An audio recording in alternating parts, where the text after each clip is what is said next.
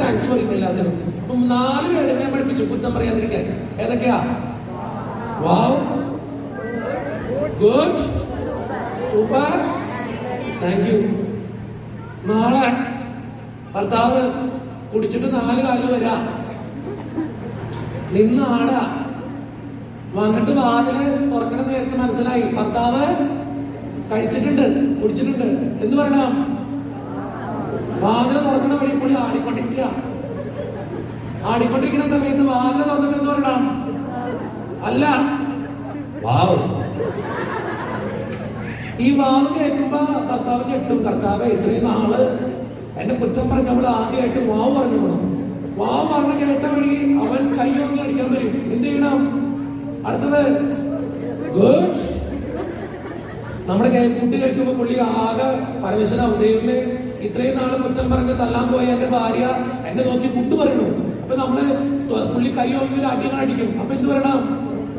Super. നമ്മുടെ സൂപ്പറും കൂടി കേൾക്കുമ്പോ ഭർത്താവിന്റെ ലെവലേശം പോയിട്ടുണ്ടാവും കേട്ടോ. അവസാനം പുള്ളി ചവിട്ടൗട്ടി താഴെ വീഴും. അപ്പൊ എന്ത് പറയണം? Thank you. അങ്ങനെ ചെല്ലിപ്പോ കിട്ടും ചക്ക കേട്ടോ. നാളെ വാവ് പറയാനും സൂപ്പർ പറയാനും നിൽക്കാ. കുടിച്ചിട്ടൊന്നും പോകണേട്ടാ, വെറുതെ പറഞ്ഞതാ. ചെന്നാ വേറെ കിട്ടോളൂ, അതുകൊണ്ട് ഞാൻ പറഞ്ഞേക്കാം. അപ്പൊ എന്തൊക്കെയാണ് അച്ഛൻ തമാശ രൂപത്തിൽ നിന്ന് പറഞ്ഞെങ്കിലും 4 വേർഡുകൾ അച്ഛൻ പഠിപ്പിച്ചോണ്ട് കുറ്റം പറയാതിരിക്കാൻ. ഏതൊക്കെയെന്ന് പറഞ്ഞേ?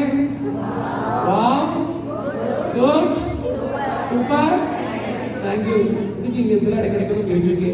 മറ്റുള്ളവർ നോക്കിയിട്ട് സൂപ്പർ ആട്ടാ, ഗുഡ് ആട്ടാ, താങ്ക് യു ട്ടാ, നന്നായിട്ടുണ്ടാ, നല്ല വാക്കുകൾ പറയുക കേട്ടോ. ജീവിതത്തിൽ നല്ല വാക്കുകൾ പറയുക, കുറ്റം പറയരുത്. അവസാനത്തെ കാര്യം പറഞ്ഞിട്ട് അച്ഛൻ നിർത്തിക്കോളാം. ഏറ്റവും പ്രധാനപ്പെട്ട കാര്യം 3 കാര്യങ്ങൾ അച്ഛൻ പറഞ്ഞു. ഒന്ന് കരയാതെ ജീവിക്കാനോ, ഒരു കാര്യം നിർത്താതെ. എന്ത് കാര്യം നിർത്താതെ? ദൈവം എന്റെ കൂടെ ഉണ്ട്. രണ്ടാമത്തെ കാര്യം അച്ഛൻ പറഞ്ഞു കുറ്റം പറയാതെ ജീവിക്കുക.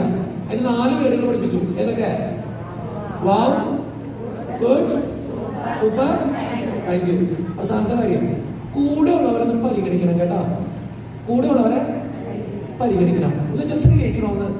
എൻ്റെ അപ്പനെയും അമ്മേനെയും ഭാര്യയെയും മക്കളെയും കൂടപ്പുറപ്പുകളെയൊക്കെ ഒന്ന് സ്നേഹിക്കണം, ഒന്ന് മനസ്സിലാക്കണം കേട്ടോ. അവരൊന്ന് ചേർത്ത് പിടിക്കണം ഇടയ്ക്കൊക്കെ. ഞാൻ എന്തിനാ ഈ പിതാവിന്റെ കൈക്ക് തുള്ളിക്കൊണ്ടിരുന്നറിയോ? അത് പ്രായമായ ഒരു അപ്പന്റെ കൈയാണ്. നിങ്ങളിടയ്ക്ക് നിങ്ങളുടെ ആ പ്രായമായ അമ്മച്ചിയുടെ അപ്പന്റെ കൈക്ക് പിടിക്കാറുണ്ടോ? ഉമ്മോടക്കാറുണ്ടോ? ഉമ്മോടക്കാറുണ്ടോ? പപ്പയ്ക്ക് ഉമ്മോടക്കണമെന്ന് കൈവിക്ക്. പപ്പയ്ക്ക് എടാ നീ കൊടുക്കാറില്ലേ? പപ്പയ്ക്ക് കൊടുക്കും. ഉമ്മ കൊടുക്കാം പപ്പയ്ക്ക്. സ്ഥിരം ഉമ്മ കൊടുക്കാം. എപ്പോഴാ കൊടുക്കണ?